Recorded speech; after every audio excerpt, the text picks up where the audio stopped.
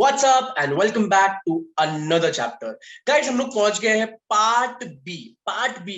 भैया सेबी के दो पार्ट है, आपको पहले से पता है। हम पहुंच गए हैं पार्ट बी में।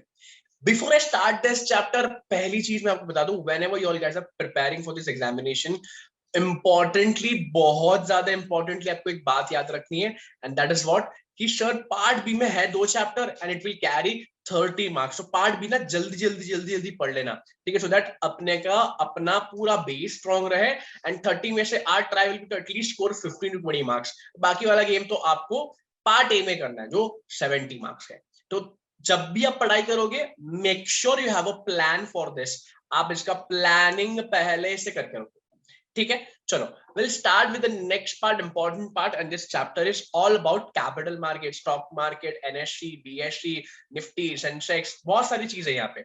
सिंस ये चैप्टर बहुत बड़ा है, हम लोग ये सारी चीजें नहीं, जो चीजें इंपॉर्टेंट है, जो चीजें एकदम क्रक्स है, वो सारी चीज हम लोग कवर कर लेंगे। Let's start with what is share. तो हम लोग बचपन से पढ़ रहे हैं what is share. Share is a small part of share capital. बेटा इतना बड़ा कैपिटल है, कंपनी में बहुत ज्यादा पैसा चाहिए होता बिजनेस करने के लिए, बट यस, पूरा पैसा हम लोग छोटे छोटे इन्वेस्टर से ले लेते हैं एंड उनको हम लोग क्या दे देते हैं, मालिकाना हक दे देते हैं, उनको हम लोग कंपनी का शेयर दे देते हैं। Yes, what is share? Share is a small part of share capital. आपको तो पता ही है, शेयर तो दो टाइप के होते हैं, इक्विटी, प्रेफरेंस। प्रेफरेंस के तो 8 अलग अलग टाइप है, convertible, non convertible, redeemable, irredeemable, so on so fourth, ऐसे बहुत सारे टाइप है, 8 टोटल 8 टाइप्स है।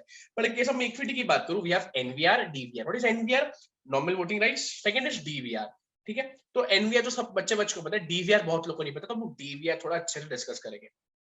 राइट्स समझ लो, एक शेयर होल्डर की बहुत सारे राइट्स होते हैं। वेरी फर्स्ट थिंग, डिविडेंड लेना, एनुअल रिपोर्ट, ठीक है, कॉर्पोरेट बेनिफिट्स, राइट्स, बोनस, ये सारी चीजें। यहाँ पे सीएलबी लिखा है, बट यहाँ पे सीएलबी नहीं आएगा, यहाँ पे आप एनसीएलटी आएगा, ठीक है। यहाँ पे एनसीएलटी आएगा, you can see apply to the company law board. यहाँ पे कंपनी लॉ बोर्ड नहीं आएगा, यहाँ पे सीएलबी आएगा, ठीक है। सॉरी सीएलबी नहीं आएगा, एनसीएलटी आएगा, सॉरी एनसीएलटी आएगा, ठीक है। अच्छा, बुक्स इंस्पेक्ट कर सकते हो आप, कंपनी के अगेंस्ट क्रिमिनल और सिविल प्रोसीडिंग्स कर सकते हो, ये सारी पावर्स तो हमको एनीवेज दे के रखी है। अच्छा, पावर्स तो ठीक ही है, पावर्स तो ठीक है, बट हम लोग ये बात समझना पड़ेगा ये डीवीआर क्या है, ठीक है। इंडिया में ना 3 ही डीवीआर है, इंडिया में ना 3 ही डीवीआर है। टाटा मोटर्स, ठीक है, ये स्क्रीनशॉट में लाइव मार्केट से लिया, तो इसे देखो यहाँ पे मूवमेंट था, Tata Motors, Jain irrigation and future enterprise. इसका हिस्ट्री मेरे को डिस्कस करने के लिए 40-45 मिनट्स लगते हैं, जो मैं नॉर्मल सेशन में करता हूँ, but you need to understand DVR लाने का मकसद ये था, बेसिक मकसद मैं आपको बता देता हूँ, कंपनी के प्रमोटर्स को स्टेक भी डाइल्यूट नहीं करना था, प्रमोटर को पैसे भी चाहिए थे। सो कंपनी पैसा रेज कर दी थी bye issuing DVR, that means vote shares which have less voting rights, shares which have less voting rights. समझ में आ रहा है कि नहीं? Shares which have less voting rights, तो जितने भी प्रोमोटर्स है उनके स्टेक भी डाइल्यूट नहीं होते थे और पैसे भी आते थे, बिकॉज ये वाले शेयर्स में ना वोटिंग राइट्स कम होती है बट डिविडेंड ज्यादा होती है। अब समझना पड़ेगा कुछ बेसिक चीजें। सबसे पहले आर्टिकल्स में पावर होनी चाहिए, सही बात है। इफ आर्टिकल्स में पावर नहीं है तो मेक श्योर आर्टिकल्स में हम अमेंडमेंट कर, ठीक है। ये करने के लिए यू हैव टू पास ऐसा, अच्छा पास ओआर पास करना पड़ेगा, ठीक है। ओआर पास करने के बाद सिमिलरली आपको ये बात ध्यान रखना पड़ेगा, वो सारी चीजें आप पोस्टल बैलेट से पास करवा रहे हो। So DVR जब भी आप करोगे ना, shall not exceed 26% of post issue paid up share capital, ठीक है। इसका 26% नहीं होना चाहिए, मतलब let's take an example, x और हम लोग का 100 ऑलरेडी कैपिटल है और हम लोग नया इशू कर रहे हैं, सो x प्लस x जो 100 प्लस x जो आएगा that is post issue capital, इसका 26% से ज्यादा डीवीआर नहीं होना चाहिए। पक्की बात है। लास्ट कंसिस्टेंटली डिस्ट्रीब्यूटेबल प्रॉफिट का लास्ट ट्रैक रिकॉर्ड होना चाहिए, दैट इज 3 इयर्स से आप लगातार प्रॉफिट दे रहे हो, ठीक है। कंपनी का financial statements, annual returns last 3 years का आपको फाइल करना पड़ेगा, ठीक है। Again company has no subsisting default in payment of dividend, कोई डिविडेंड में कोई प्रॉब्लम नहीं, प्रेफरेंशियल डिबेंचर्स कोई रिडम्पशन में कोई प्रॉब्लम नहीं, आपने किसी भी तरीके से डिफॉल्ट नहीं किया है इन रीपेमेंट ऑफ टर्म लोन्स, ठीक है। ये बेसिक चीजें हम लोग को पता होनी चाहिए related to DVR. Not only that आप you have to make sure company को किसी भी तरीके का कोई भी किसी भी तरह का पेनल्टी नहीं लगाई है under SEBI act, under FEMA फेरा, किसी भी तरीके से कोई भी चीज एफसीआरए में कहीं पे भी पेनल्टी नहीं लगी है। अगेन एक्सप्लेनेटरी स्टेटमेंट देना पड़ेगा क्यों आप ऐसा सब कर रहे हो, बोर्ड रिपोर्ट में भी ये सारी चीजें मेंशन करनी पड़ेगी। सिंपल बात है, holder of the equity share with differential voting right सारे राइट्स एंजॉय करेंगे, बोनस राइट ये सारी चीज मिलेंगे, बट यहाँ पे इनकी वोटिंग राइट्स क्या होती है, कम होती है, ठीक है। Company shall not convert the existing share capital into voting rights with equity share capital carrying differential, मतलब तुम्हारे जो शेयर है ऑलरेडी उसको आप डीवीआर में कन्वर्ट नहीं कर सकते, आप नया इशू कर लो, उसमें कोई दिक्कत की बात नहीं है। You have to make sure register of members maintain under section 88, इसका भी सारे डिटेल्स होना जरूरी है। डीवीआर वाले शेयर्स, प्रेफरेंस शेयर्स मतलब क्या है? प्रेफरेंस दो शेयर जिसको हम लोग को प्रेफरेंस देना है, दो चीजों में प्रेफरेंस देना है। पहले जब कंपनी बंद होगा पैसे इनको पहले देंगे, सेकंड जब भी डिविडेंड कंपनी डिक्लेयर करेगा सबसे पहले इनको डिविडेंड मिल जाएगा। अच्छा, टाइप्स ऑफ कितने? Cumulative, non cumulative, convertible, non convertible, participant, non redeemable, irredeemable, बहुत सारे ऐसे 8 अलग-अलग टाइप्स है। डिफरेंस देख लो, हमको बचपन से पता डिफरेंस क्या है, डिफरेंस के ऊपर मैं ज्यादा टाइम वेस्ट नहीं करूंगा। डिबेंचर्स, भाई डिबेंचर्स बहुत सही कांसेप्ट है। जब कंपनी इन्वेस्टर से पैसा लेती है और उसके बदले एक इंस्ट्रूमेंट देती है, and this instrument evidencing the debt, मतलब ये इंस्ट्रूमेंट जिसके पास भी होगा उसके पास कर्जा है, उसके पास डेट है, ठीक है। इन्वेस्टर होता है क्रेडिटर, इन्वेस्टर को मिलता है इंटरेस्ट, ठीक है, इंटरेस्ट। ये सेक्शन नंबर याद रखना है, जब भी एग्जाम में आएगा, कोट कर देना एग्जामिनेशन में, बहुत मजेदार आ जाएगा, बहुत मजेदार मार्क्स आ जाएंगे। अच्छा, टाइप्स ऑफ डिबेंचर्स देख लेते हैं, fully convertible, non convertible, partly convertible and optionally fully convertible. Difference देख लो, डिफरेंस हम लोग को बच्चे पहले कोई पता डिफरेंस शेयर्स और डिबेंचर्स में। बॉन्ड, बॉन्ड क्या है सर? बॉन्ड छोटा भाई डिबेंचर्स का, bond is basically interest bearing certificate, जो कौन इशू करता है? या तो गवर्नमेंट, या तो बिजनेस फर्म्स, या तो सिंपल बात है, जो भी बंदा इशू करेगा वो सामने वाले इंसान को इंटरेस्ट देगा। Again bond holder is a creditor, is not the owner but the creditor. पक्की बात है, ये बात समझ में आ गई? अच्छा, बॉन्ड जो भी है, बॉन्ड वाले जो भी है, जो भी बॉन्ड इशू करने वाला है, वो बोरोड मनी है, वो भी बोरोड कैपिटल, ठीक है, और वो इंटरेस्ट बेयरिंग होता है, इंटरेस्ट देना पड़ेगा। अच्छा, नेक्स्ट चीज है, अब हमेशा याद रखना कि फाइनेंस पीरियड कब से होगा? बॉन्ड 5 साल, 10 साल, 25-50, हमेशा गवर्नमेंट करती है, ना कि companies. Next, types of government bonds या टाइप्स ऑफ बॉन्ड्स आपको दिखा होगा, we have government bonds, corporate bonds, banks and FIs and tax savings. Government bonds कौन कौन इशू करता होगा? So it is very simple, banks, मतलब गवर्नमेंट इशू करती होगी भाई, पब्लिक सेक्टर बैंक, बहुत बार आरबीआई भी करता है, ठीक है। इसका इंटरेस्ट लो होता है, डिफॉल्ट रिस्क 0 होता है, बिकॉज डिफॉल्ट करने का टेंशन ही नहीं है, बिकॉज गवर्नमेंट बैक्ड है। What is corporate bond? Simple बात है, ऐसे बॉन्ड्स जो कंपनीज इशू करती है, एंड इसमें थोड़ा रिस्क थोड़ा ज्यादा होता है, सीआरए रेटिंग लेनी पड़ती है, इंटरेस्ट रेट थोड़ा ज्यादा होता है। बहुत रीसेंट केस में टेम्पल्टन का म्यूचुअल फंड का एक बहुत बड़ा फेलियर हो गया था, वो आप कभी भी यूट्यूब पे गूगल पे जाके सर्च करना, बहुत इंपॉर्टेंट केस स्टडी है, बस प्रैक्टिकल नॉलेज के लिए इंपॉर्टेंट हो जाता है। अच्छा, बैंक्स, एफआईज जब भी क्या करेंगे, जब भी उन लोग बॉन्ड इशू करेंगे, बैंक्स और अदर फाइनेंस इश्यूज का बॉन्ड्स। अच्छा, ये बॉन्ड्स कौन इशू करेगा? बैंक्स, एफआईज, ये फाइनेंशियल मार्केट्स में, रेगुलेटेड मार्केट में अपने बॉन्ड इशू करते हैं। टैक्स सेविंग बॉन्ड्स, नाम में छुपा है टैक्स सेविंग, मतलब ये बॉन्ड परचेस करोगे you will get the tax benefit under different sections, ठीक है। 80 में बेसिकली आपको मिलता है। बहुत इंपॉर्टेंट कॉन्सेप्ट है, foreign currency convertible bonds. Foreign currency convertible bond मतलब सर ये ऐसे इंस्ट्रूमेंट्स है जो अनसिक्योर्ड नेचर का है, इसके अंदर जो भी इंटरेस्ट आता है ये ऑप्शनल होता है अल्टीमेटली होल्डर के पास, कि वो ultimately at the end of the day उसको कन्वर्ट करवाना है कि नहीं करवाना है। इंटरेस्ट एंड रिडम्पशन प्राइस, अगर रिडम्पशन करवा रहा है तो जो भी पेमेंट होगा वो डॉलर टर्म्स में होगा। एफसीसीबीज हमेशा फ्रीली कन्वर्टेबल है, फ्री करेंसी में हमेशा होगा। हमेशा एक बात याद रखनी है, ईसीबी नॉर्म्स को हमको हमेशा फुलफिल करना है, ईसीबी एक्सटर्नल कमर्शियल बॉरो, ठीक बात है, ये बहुत इंपॉर्टेंट है। 25% of FCCBs proceed can be used for general corporate purpose. अगर आपको याद है आईसीडीआर में भी हमने ये सब करके रखा हुआ, आईसीडीआर तुरंत जाके देख लो अगर चैप्टर पूरा देखा नहीं है।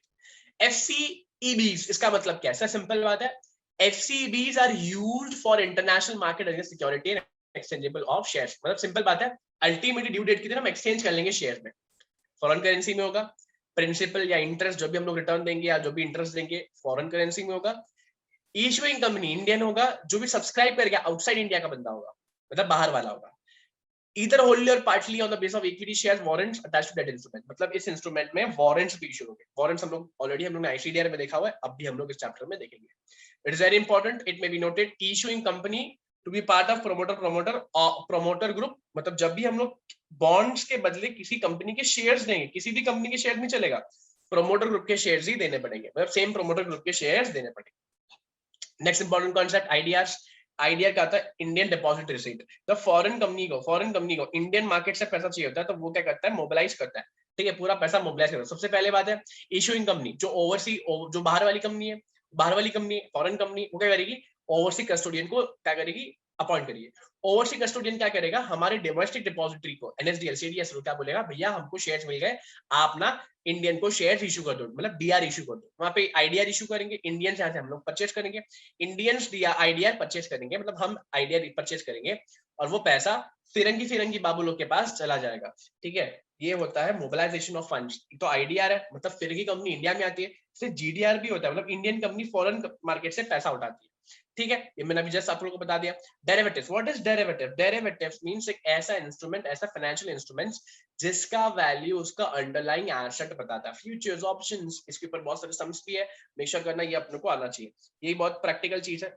ठीक है, ये बहुत प्रैक्टिकल चीज मैं यहाँ पे बता रहा हूँ। This is all live thing, ये मैंने लाइव मार्केट से उठा के रखा हुआ है, so that ultimately you not only read what is there in the book but also something additional. Let's discuss future. अरे फ्यूचर का मतलब क्या? फ्यूचर एक ऐसा कॉन्ट्रैक्ट है व्हिच मींस इसको बेसिकली अल्टीमेटली ड्यू डेट के दिन तो बाय या सेल जो भी होगा इसको करना ही पड़ेगा। ठीक है, इसमें करना ही पड़ेगा। दो टाइप के फ्यूचर्स और क्या फ्यूचर्स की पोजीशन होती है, long position, short position. What is long position? अगर आपको लगता है यहाँ से इस रेट को ऊपर जाने वाला है, ये रेट ऊपर जाएगा, will take a long position. अगर आपको लगता है यहाँ से फ्यूचर कॉन्ट्रैक्ट नीचे जाएगा तो विल शॉर्ट पोजीशन, हम लोग शॉर्ट पोजीशन लेंगे। मतलब ड्यू डेट के दिन सामने वाले को सेल करना ही पड़ेगा, पोजीशन अपनी सेल करनी ही पड़ेगी। समझ में आ रहा है कि नहीं? ऑप्शंस, ऑप्शंस क्या होता है? Option is basically a financial instrument again, जहां पे होल्डर को राइट है, ऑब्लिगेशन नहीं कि करना ही करना है, राइट है, करना है करो, नहीं करना नहीं करो, लैप्स करना लैप्स कर लो। दो टाइप के ऑप्शन है, call option, put option. Call option means when you contemplate market ऊपर जाएगा तो आप कॉल ऑप्शन लगो। पुट ऑप्शन मींस जब आपको लगता है मार्केट नीचे गिरेगा आप पुट ऑप्शन ले लेना। ठीक है, ये था कॉल ऑप्शन पुट ऑप्शन, कुछ क्लासिकल एग्जांपल। रिलायंस कंपनी का क्या है put option call option. IPOs के बारे में डिस्कस करते हैं। आईपीओस अभी कुछ रीसेंट स्क्रीनशॉट्स है। ठीक है, बारबेक्यू, सर्वोदय, नजारा, ये सब कुछ रीसेंट आईपीओस है। अब आईपीओ में कैसे अप्लाई करना है? ऑनलाइन तरीके से, यूपीआई के तरीके से। It's a new process. Book building तो होता ही है, आसबा सिस्टम चल ही रहा है, but with ASBA now we have to follow some important thing, जैसे यूपीआई या यूपीआई फॉर्मेट से। तो ये कैसे अप्लाई करना है? ब्रोकर के ऐप में गए, let's take an example, you will click here apply. Apply के बाद क्या करना है सर? आप अपना यूपीआई आईडी डाल दोगे, दिस इज वेरीफाइड। ठीक है, ये मेरा है तो मैंने हाइड करके रखा हुआ है, यहाँ पे एरो डाल के रखा हुआ है। ठीक है, कट ऑफ प्राइस डाल दोगे, whatever the cut off price is, you can see the issue price is 498 to 500, तो मेरे को 500 रुपए डाल दिया मैंने। ठीक है, मैंने 500 का रेट डाल दिया। 300 क्वांटिटी तो 30 क्वांटिटी लेना ही है, मिनिमम लॉट याद है, आईसीडीआर में पढ़ के रखा है, आईसीडीआर में अपन ने पढ़ के रखा हुआ। ठीक है, अच्छा, इट सेज कंपनी को हमेशा याद रखना है, कट ऑफ प्राइस सिलेक्ट करके रखना है, सीलिंग प्राइस सिलेक्ट करके रखना, final price, cut off price select करके रखना है। ठीक है, अच्छा, ये भी प्रोसेस है। सब्सक्राइबर क्या करेगा? इंटरमीडिएट के पास जाएगा, ब्रोकर के पास जाएगा, यूपीआई का अपने ऐप पे डालेगा। ठीक है, सब्सक्राइबर को क्या आएगा? मैसेज आ जाएगा, यूपीआई पिन डालेगा एंड पैसे ब्लॉक हो जाएंगे। आज में पैसे ब्लॉक हो जाएंगे। अगर शेयर्स मिलता है फुल्ली अलॉट तो पैसे डेबिट हो जाएंगे, पार्शियल अलॉटमेंट होगा तो कुछ पैसे आएंगे, कुछ पैसे में शेयर्स मिल जाएंगे। कुछ भी अलॉटमेंट नहीं हो, you will get your money will be unblock. ठीक है, अच्छा, एंकर इन्वेस्टर्स, भैया ये तो हमारे कंपनी के बहुत अच्छे लोग हैं। Who is anchor investors? Anchor investors are QIBs, जो आईपीओ में अप्लाई करते हैं एज एन एंकर पोर्शन, और ये 10 करोड़, एटलीस्ट 10 करोड़ का इन लोग इशू करते हैं। मिनिमम 2, मैक्सिमम 15 इन्वेस्टर्स ऐसे परमिटेड है जो 10 crore, about 10 crore and about 250 crore, subject to the minimum allotment of 5 crore per investor. ये हमको याद रखना है। In case of allocation about 250 crore, minimum मेरे को 5 इन्वेस्टर्स तो चाहिए, मैक्सिमम 15 इन्वेस्टर मेरे को चाहिए ही चाहिए। सही बात है। अच्छा, एक और चीज हमको याद रखना है, एंकर को अलॉटमेंट खुलने के, इशू खुलने के एक दिन पहले हम बुक करते हैं। जो भी शेयर हम लोग एंकर को देने वाले हैं वो 30 डेज के लिए क्या रहेगा? लॉक इन रहेगा। ठीक है, ये कुछ एग्जांपल है वेरी रीसेंट। बारबेक्यू नेशन का क्या है, एंकर बुक जिनको दिखता रहेगा यहाँ पे, बड़े बड़े एंकर, तब म्यूचुअल फंड लोगों ने पैसा लगा के रखा हुआ है, क्यूआईबीज। ओके, आसबा सिस्टम मैंने बता दिया कैसे आसबा होता है। आसबा हमारे बुक में बहुत इंपॉर्टेंट है। ठीक है, इन्वेस्टर जाता है, अपना फॉर्म वगैरह भरता है, ऑनलाइन भी कर सकते हो, ऑफलाइन भी कर सकते हो। एससीएसबीज क्या होता है हम लोग भी डिस्कस करने वाले हैं। एससीएसबीज के पास वो वेरिफिकेशन होता है एंड फिर सो एंड सो फोर्थ, अगर अल्टीमेटली शेयर्स मिलते हैं। अभी T+9 में होता नहीं है, T+9 में नहीं होता बिकॉज अभी यूपीआई की वजह से ट्रांजैक्शन जल्दी हो जाती है। ठीक है, अच्छा, आसबा हमने अभी जस्ट कर लिया। SSBs very very important, very very SSBs क्या होता है? SSBs are those bank who offer facilities for applying through ASBA. ASBA के थ्रू फैसिलिटी देने के लिए we have SCSBs. SCSBs क्या है बेटा? SCSB सिंपल बात है, एक ऐसे बैंक से जो आप लोग को ASBA वाली सिस्टम वाली फॉर्मेट देगा। जितने भी SCSB है, जिसको भी SCSB बनने की इच्छा है, उसको सेबी को क्या करना पड़ेगा? एक फॉर्मेट में लेटर लिख के देना पड़ेगा, भैया मेरे को बनना है SCSB। ठीक है, SCSB क्या करेगा? अपने DBs, that is designated branches, जो आसबा के यहाँ पे होने वाला है, एंड कंट्रोलिंग ब्रांचेस CBs, उन लोगों को आइडेंटिफाई करना पड़ेगा। SCSBs में identify new DBs and purpose of वाजदा फंक्शन, ये बात याद रखनी है। और ये सारी लिस्ट सेबी और एक्सचेंज दोनों मेंटेन करता है। एक्सचेंज के वेबसाइट में भी you can check this list, कौन कौन से उसके एड्रेस, सीवी कौन है, DBs कौन है, वो SCSBs के नोडल ऑफिसर कौन है, आप किससे आके कांटेक्ट कर सकते हो। If an investor doesn't have the online facility of वास्ता, तो आप ऑफलाइन भी जा सकते हो। ग्रीन शो ऑप्शन बहुत बढ़िया ऑप्शन है। ग्रीन शो ऑप्शन पे था सिंपल बात है, एक ऐसा ऑप्शन है where we appoint stabilising agent. Stabilising agent क्या करता है, प्राइस को कंट्रोल करता है। बेटा होता है क्या, आईपीओ के दिन ऐसा हो सकता है ना कि आईपीओ खुलते ही बहुत लोग सेल करके निकल रहे स्टॉक को, आईपीओ का लिस्टिंग प्राइस बहुत ऊपर गया, लोग सेल करके निकल रहे, तो स्टॉक का प्राइस तो नीचे जाएगा। या बहुत लोग स्टॉक परचेस कर रहे हैं, मतलब या तो बहुत ज्यादा डिमांड है, स्टॉक का प्राइस ऊपर जाएगा। इस चीज को स्टेबलाइज करने के लिए we appoint stabilising agent. Stabilising agent क्या करता है, प्रमोटर से क्या लेता है, प्रमोटर से शेयर्स लेगा, प्रमोटर से शेयर्स लेगा, और जिनको भी शेयर्स चाहिए उनको शेयर्स दे देगा, उनसे पैसा ले लेगा। वो पैसा वो अपने पास नहीं, एक स्पेशल एस्क्रो में रखेगा। ऐसे क्या होता है, प्राइस ऊपर नीचे कुछ भी होता है, वो शेयर्स को परचेज करके प्रमोटर को वो शेयर्स वापस कर देगा। बेटा शेयर्स उधारी लेता है stabilising agent, basically borrow shares from the promoter, और जिसको भी जो भी जैसा भी डिमांड है उसको वो शेयर्स दे देता है, उनसे पैसे ले लेता है। After certain period of time वो शेयर्स ओपन मार्केट से परचेज करके, जस्ट स्टेबलाइज होने के बाद ओपन मार्केट से परचेज करके प्रमोटर को शेयर्स वापस कर देता है। सिंपल बात है। अच्छा, मैंने 500 में शेयर्स बेचे, आज स्टॉक का दाम है 490, सो मुनाफा 10 रुपए का। बड़ा 10 रुपए जो भी जो प्रॉफिट हो रहा है वो इन्वेस्टर एजुकेशन प्रोटेक्शन फंड में डाल लेगा। सर अगर महंगा है तो अभी सिंपल बात है, आपको प्रमोटर से मांगना पड़ेगा, ग्रीन शो ऑप्शन। अच्छा, QIBs, बहुत सारे इन्वेस्टर्स पूछते हैं सर QIB क्या है, ICDR चैप्टर अपने को करना पड़ेगा। ICDR चैप्टर में अपने को करना। Who are QIBs? QIB का मतलब सिंपल बनता है, ऐसे इन्वेस्टर्स जिनके पास बहुत ज्यादा पैसा है, बहुत ज्यादा पैसा है। सर ऐसे कौन से लोग हैं, एक लंबी सी लिस्ट है। QIBs का मतलब म्यूचुअल फंड, VCF, AIF, ठीक है, फॉरेन वेंचर कैपिटल जो सेबी का रजिस्टर्ड है, FPIs, कैटेगरी 1, कैटेगरी 2, सारे कैटेगरी, ऐसी scheduled commercial banks, insurance companies, provident fund जिसके पास कॉर्पस 25 करोड़ या उससे ज्यादा है, या पेंशन फंड जिसका कॉर्पस 25 करोड़ से ज्यादा है, ऐसे लोग QIBs हैं। सर FPIs क्या है? Who is FPIs? FPIs का मतलब होता है फॉरेन पोर्टफोलियो इन्वेस्टर्स। 1992 के बाद इन लोग का आवन जावन बहुत ज्यादा चालू हो गया। FPI कैटेगरी 1 गवर्नमेंट वाले, FPI कैटेगरी 2 मतलब म्यूचुअल फंड या ऐसे लोग जो बाहर के लोग हैं, एसेट मैनेजमेंट कंपनीज, उन लोग। कैटेगरी 3 जो कैटेगरी 1 कैटेगरी 2 के नहीं, वो कैटेगरी 3 जो किसका नहीं, जो घर का नहीं, घाट का नहीं, वो category 3। What is AIF? AIF क्या होता है भैया, समझ लो AIF क्या होता है। AIF एक ऐसा फंड है, AIF एक ऐसा ट्रस्ट है, एक ऐसा चीज है, ऐसा फंड है which is established in India, but पैसे बाहर से आएंगे। Basically it's quite a kind of mutual fund, ठीक है, म्यूचुअल फंड के जैसा ही है, ठीक है। It refers any privately pooled investment funds whether in India और फॉरेन, ठीक है, पैसे कहीं भी हो सकते हैं, बट यस ये फंड या ये जो एस्टैब्लिशमेंट होगा ये होगा इंडिया में, इनका मेजर काम होता है स्टार्टअप्स वगैरह को फंडिंग करना। पी भैया, पी का काम भी क्या होता है, पीई का काम भी होता है majorly to fund big shot small क्या होता है, कंपनीज जिसके शेयर्स इलिक्विड है, या let's take an example, this P funds लोग क्या करते हैं, ऐसे कंपनीज में इन्वेस्ट करते हैं जहां पे इनको हाई रिस्क पोटेंशियल्स दिखते हैं। ये ऐसे कंपनीज में इन्वेस्ट करते हैं who are working in new technologies या who need working capital, yes. और इन लोग क्या कर लेते हैं, फिर जैसे कंपनी में एग्जिट लेना होता है ना, इन लोग क्या करते हैं, आईपीओ में इन लोग क्या करते हैं, अपने शेयर्स बेचकर निकल जाते हैं। They are generally angel investors या पेंशन फंड्स, बैंक्स, ये फंड्स ऑफ फंड्स, इन लोग ये सब पी रहते हैं। पी के टाइप क्या होता है, leverage bye out, venture capital and growth capital. ये LBO क्या होता है, leverage bye out. Leverage bye out का मतलब it's strategy for making equity investment transaction of which company, business unit और बिजनेस एसेट जो हम लोग करंट शेयर होल्डर से लेंगे। Typically it is used for leverage finance, ठीक है। मतलब यहाँ पे कैश फ्लोस को हम लोग क्या करेंगे, मैच्योर करने के लिए हम लोग ये सारी चीज करते हैं।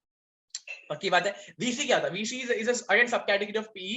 इसके अंदर हम लोग क्या होता है, लेस मैच्योर कंपनीज में लोग पैसा लगाते हैं सो दैट एक्सपेंशन हम लोग कर पाए। ग्रोथ क्या होता है sir, it refer to the equity investments जो माइनॉरिटी इन्वेस्टमेंट्स होती है, और जिससे हम लोग क्या करते हैं, ग्रोथ को पुश कर पाए, एक्विजिशन, ठीक है, जहां से हम लोग कंट्रोलिंग चेंज नहीं करेंगे, कंट्रोल स्ट्रक्चर हमेशा कंट्रोल उनके पास ही होगा, बट ग्रोथ यहाँ पे ग्रोथ कैपिटल होगा। मतलब यहाँ पे पुश करने के लिए, न्यू मार्केट एंट्री मारने के लिए, फाइनेंस, मेजर एक्विजिशन करने के लिए हम लोग ग्रोथ कैपिटल करेंगे। नेक्स्ट एंजल फंड, नाम में छुपा है एंजल एंजल परी परी। इन लोग क्या करते हैं बेटा, इन लोग वो परी है, इन लोग वो भगवान है जो स्टार्टअप को फंडिंग देता है। यस, इन लोग स्टार्टअप को फंडिंग देता है सो दैट स्टार्टअप अपना बिजनेस कर पाए। एचएनआई का डेफिनेशन तो कहीं पे बराबर से बोला भी नहीं है, बट एचएनआई का मतलब क्या है, ऐसा इंसान जो आईपीओ में, अगर आईपीओ में देखोगे जो 2 लाख के ऊपर लगा सकता है, जो क्यूआई भी नहीं है, जो आरआईआई भी नहीं है, वो एचएनआई हो गया।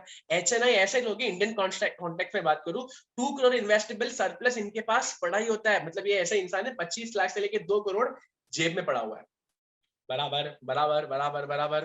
देखो आईपीओ वाला मैंने बता दिया, बराबर है। अच्छा वीसी, अभी जस्ट डिस्कस किया। सर वीसी भी कौन है? वीसी ऐसी अगेन फंड है जो लोग कंपनी के इनिशियल स्टेजेस में पैसा लगाते हैं। इन लोग का भी मेजर सिंपल फंड है, इन लोग भी पूरा फंड से पैसा जमा करते हैं, पूरा फंड से पैसा जमा कर लिया एंड वहीं पे उन लोग पैसे लगाते हैं जो एकदम एकदम इनिशियल लेवल पे अपना बिजनेस करने वाली है। सॉफ्टवेयर कंपनीज, ओला उबर, ऐसे बहुत सारी कंपनीज में वीसी से बहुत सारे पैसे आए, ठीक है। एंड लेटर स्टेज में जैसे कंपनी थोड़ा क्या हो जाता है, मैच्योर हो जाता है, इन लोग एग्जिट ले लेते हैं, ठीक है। प्रमोटर से या तो सेल कर प्रमोटर को सेल कर देंगे अपना स्टेक, या तो आईपीओ ला देंगे, ठीक है। Very important, very very important. Sequoia, हेलो एसएल, नेक्सस, ये सारे देखो कितने सारे फेमस फेमस वीसीज है जिन्होंने कितने सारे नामचीन स्टार्टअप्स को देखो फंडिंग करके रखी है। RedBus, you can see Justdial, इन लोग को। सीक्वेरा तो बहुत बड़ा, सीक्वेरा इंडियन कैपिटल तो बहुत बड़ा कैपिटल, बहुत बड़ा फंड है, ठीक है। यहाँ पे बहुत बड़ा वीसी है। इससे अपना ये वाला पार्ट तो खत्म हुआ। Whenever you all guys will be reading this chapter, मैं कुछ इंपॉर्टेंट चीज बता दूंगा, उसको पढ़ना ही पढ़ना है। सर्वेलेंस, सर्वेलेंस पढ़ना ही पढ़ना है, एग्जामिनेशन क्वेश्चन है, बहुत बार पूछ लिया है, ठीक है। Margin call, initial margin, spam margin क्या होता है वो आपको पढ़ना ही पढ़ना है, ठीक है। वो ये पूरा चैप्टर 2 पार्ट में डिवाइड है, primary and secondary market. Secondary market में इन्फ्लेशन, ठीक है, मॉनेटरी पॉलिसी जो आरबीआई आता है, ठीक है, फेड की पॉलिसीज, ये सारी चीज एक बार पढ़ लेना, इससे भी मार्केट ऊपर नीचे होता है। एक बात हमेशा रखना, सर्वेलेंस इन इंडिया एक्सचेंज करता है ना कि सेबी करता है। It is closely monitored by SEBI. बहुत लोग गलती करते हैं, इसको फटाफट से क्विक रीडिंग करके मॉड्यूल्स इसको रीडिंग करना, मॉड्यूल से इसको रीडिंग कर लेना, बिकॉज ये इंपॉर्टेंट बन जाता है, ठीक है। चलो ये मैंने फटाफट से रिकैप ले लिया, सारे टाइप के इन्वेस्टर्स मैंने कर लिए, ठीक है। सारे टाइप के इन्वेस्टर्स मैंने ऑलमोस्ट पूरे कवर कर लिए। इसमें सारे आईपीओ कैसे करना है, एफपीओ कैसे करना, पूरा ऑलमोस्ट कवर करने की कोशिश करिए। चैप्टर बड़ा चैप्टर है, इंपॉर्टेंट चैप्टर है। You all guys have to make sure कि आप इस चैप्टर को थोड़ा मॉड्यूल से करो, बिकॉज मॉड्यूल की रीडिंग इसमें थोड़े से इंपॉर्टेंट बन जाते हैं, because this chapter is quite rock solid. Part B, it include only 2 chapters and 30 marks. So part B should be your priority so that you can just have a good hold on this subject. Okay, so I will see you in the next chapter. Tab tak goodbye, take namaskar and stay tuned and stay awesome and keep reading and keep sharing this videos. And yes, आपको कौन सा type की videos देखनी है, आपको कौन सा doubt, कुछ आपको डाउट है तो yes, make sure करो आप कमेंट सेक्शन में बताओ, so that हम लोग उसको ज्यादा से ज्यादा सॉल्व कर पाए। Bye bye, take care and stay home, stay safe and stay tuned for awesome lessons.